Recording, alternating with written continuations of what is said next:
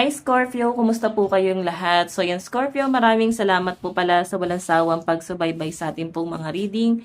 And kung ikaw ay bago pa lang sa ating channel, mag-subscribe na po kayo. Then i-click mo na rin yung ating notification bell para lagi kang updated sa ating mga bagong upload, okay? So Scorpio, sa mga interested po sa ating private reading ay nasa description box below lang po yung link. Message nyo lang po ako. So, by the way, maganda pa rin guys na alam nyo ang inyong Sun, Moon, Rising, and Venus sign para sa iba pang guidance. Tignan natin ano ba yung mga possible na ganap sa inyo this week. Scorpio, Sun, Moon, Rising, and Venus sign. Scorpio.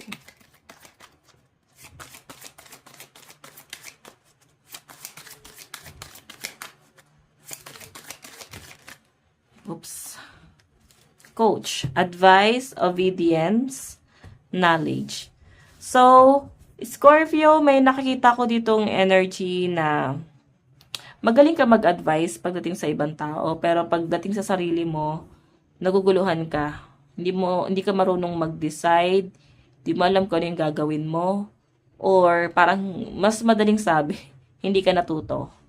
Okay? Pero ikaw, magaling ka mag-advise sa ibang tao. Pinapakita mong strong ka, pinapakita mong malakas ka, pero deep inside, napanghihinaan ka rin ng loob. Okay, check pa natin.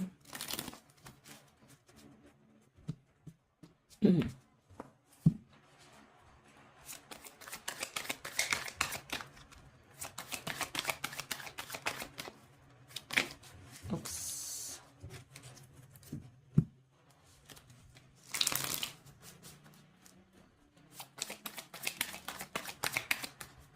Additional message.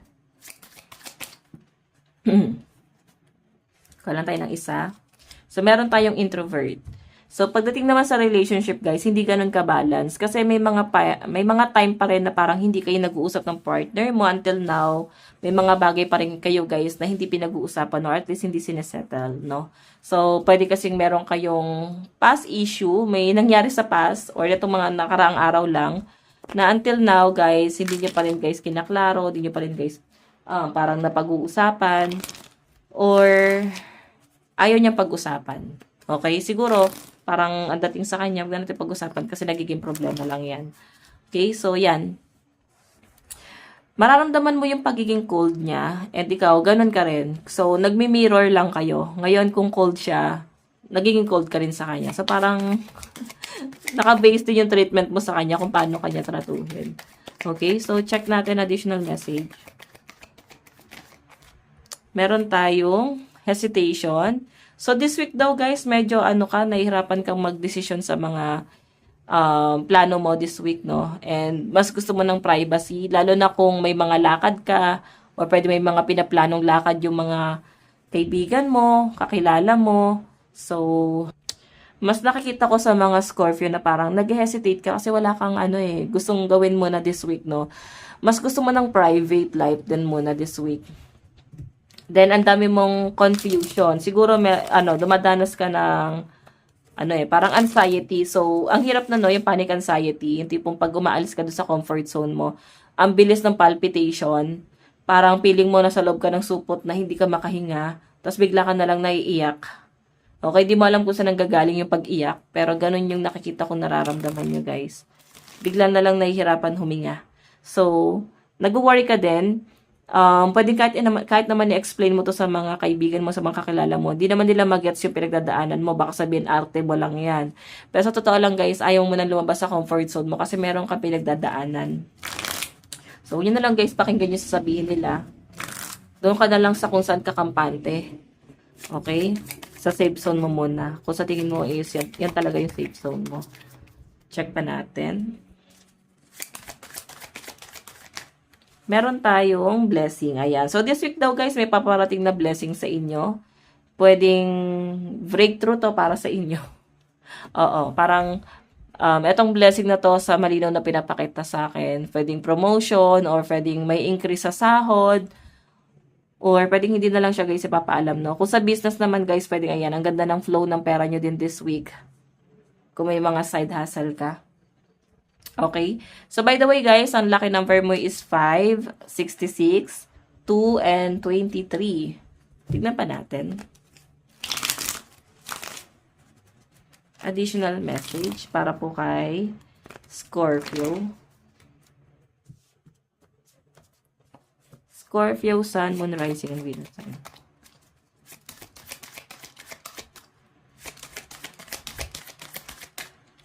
Meron tayong I can't only count on myself.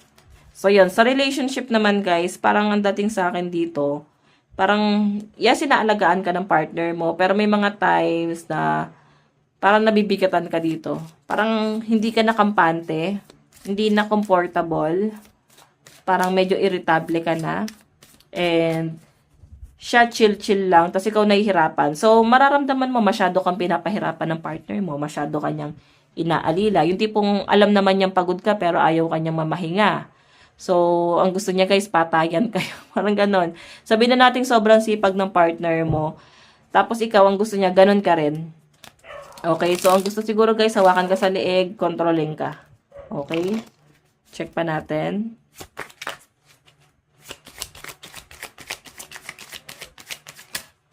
Meron tayong yes. Ayan. So, okay lang sa inyo guys eh. Parang kahit hindi kayo mag-usap ng partner mo, kahit medyo iwas siya sa inyo, okay lang sa inyo.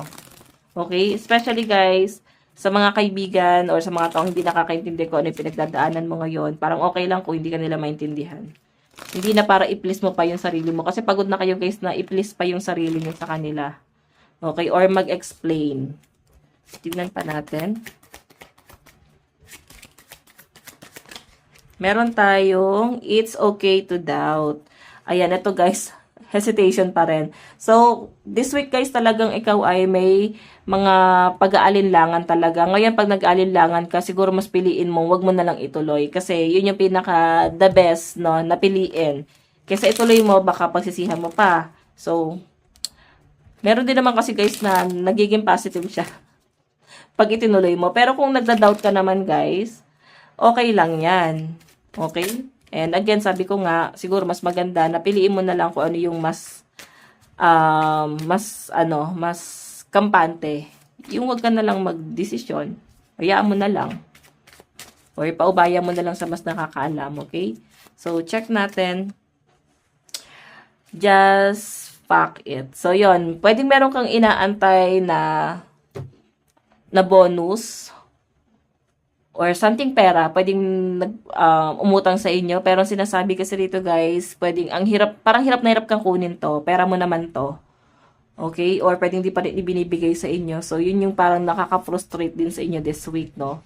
So, nag-aalinlangan ka pa siguro dyan na singilin kasi hindi kayo parang palasingil na tao, medyo nahihiya ka, and then baka ibigay sa inyo. Okay? Or pwedeng pag-usapan nyo guys, maganda pa rin na idaan mo sa maayos na usapan. Huwag ka matakot. Okay?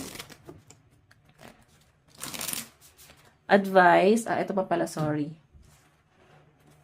Additional message para po kay Scorpio.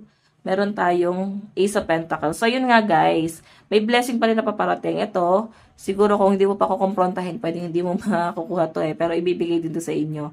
Lalo na kung pinaghirapan mo tong bagay na to. Okay? So, but may mga hesitation ka talaga. Siguro ayaw mo ng issue, ayaw mo ng iba yung magiging tingin sa inyo. Okay? Kaya mas madalas ang energy ng mga Scorpio, okay lang na kayo yung maagrabyado, wag lang kayo yung anggrabyado eh. Parang ganun eh. Advice. Tignan natin advice para sa inyo.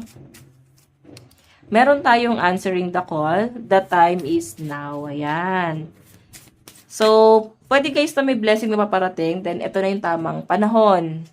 Or, wag na kayo guys magpatumpik-tumpik pa. Kailangan nyo na guys humakbang papunta dun sa success. Okay?